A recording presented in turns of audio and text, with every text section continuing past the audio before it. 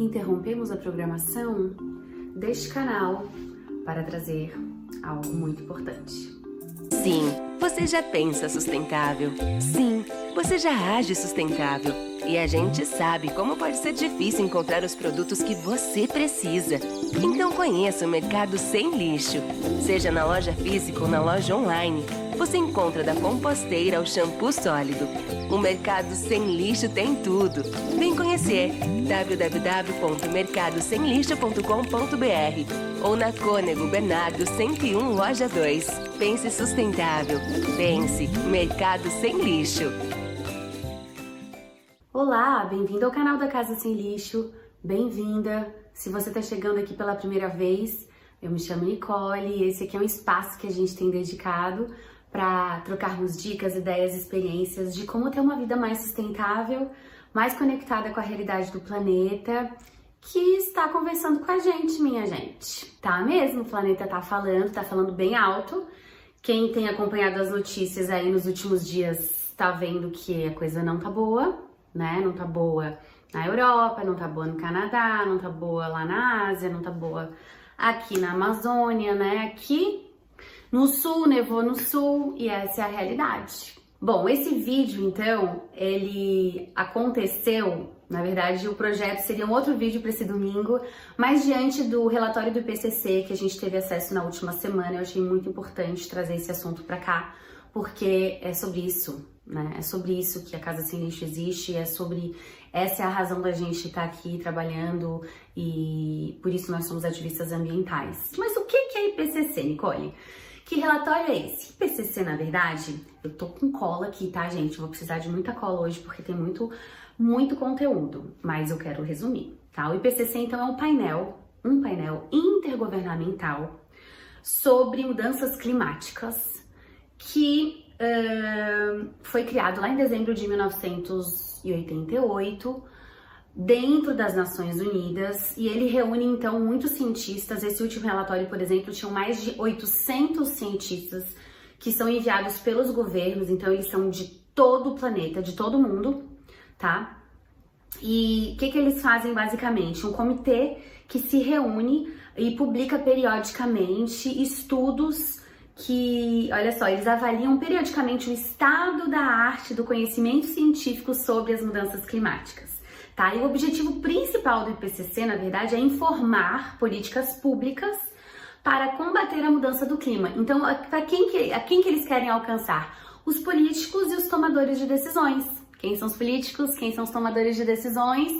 Vamos lá, é com a gente também que eles estão falando, né? Então, iniciando esse super resumão, eu queria falar, eu dividi aqui em 5 pontos, tá bom? Que resumem, super resumem, porque é um documento de mais de 30 páginas, quase 40, então bem longo, né? Mas então, de forma bem resumida, o relatório afirma que o primeiro ponto que eu destaco do relatório é esse: as mudanças climáticas, elas estão se intensificando rapidamente e elas são, sim, resultado da ação humana.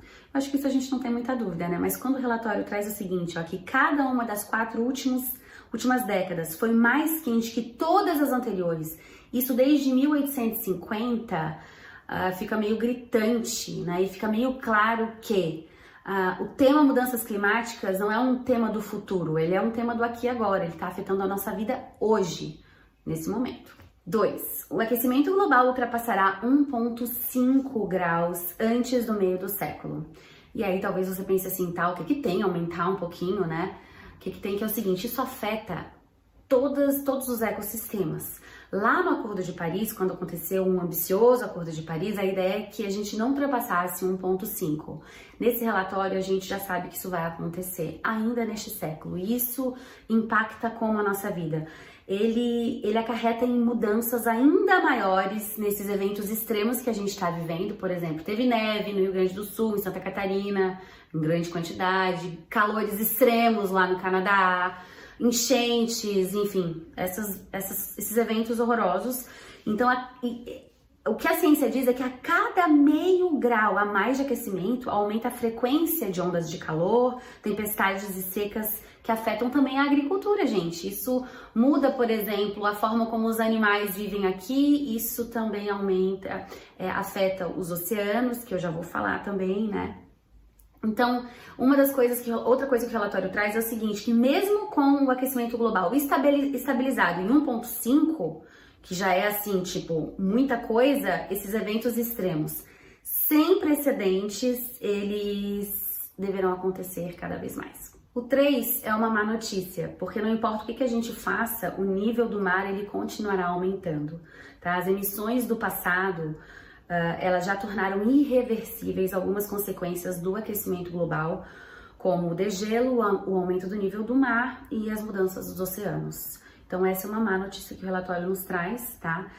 Com relação ao aquecimento no oceano, né? Durante esse século, o aquecimento do oceano pode ser de 2 vezes a 8 vezes maior do que ele foi de 1970 a 2018. Então, eles fizeram várias previsões, então ele pode aumentar de 2 a 8 vezes, tá?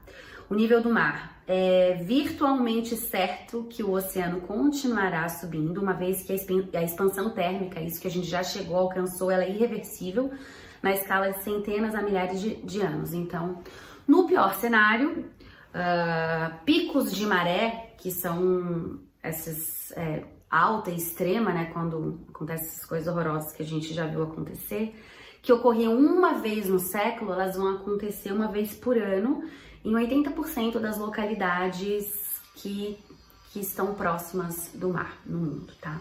O degelo também, é provável que o Ártico, por exemplo, ele fique praticamente sem gelo marinho em setembro, que é o mês do verão. Isso pelo menos uma vez até 2050, tá? Isso afeta muito a nossa vida, porque tá tudo conectado, tá tudo ligado. Então, o terceiro ponto é bem ruim. 4, também não é notícia muito boa. Os impactos no médio prazo também serão significativos. Os cientistas, nesse relatório, eles trabalham no médio prazo, então eles olham para daqui a 30 anos, até 30 anos, né, e olham para as mudanças climáticas nesse médio prazo, e eles incluem elevação de temperaturas, estações quentes alongadas, mais ondas de calor e menos extremos de frio. E por último, para reduzir o impacto humano no clima, o único nível tolerável de emissão é 0.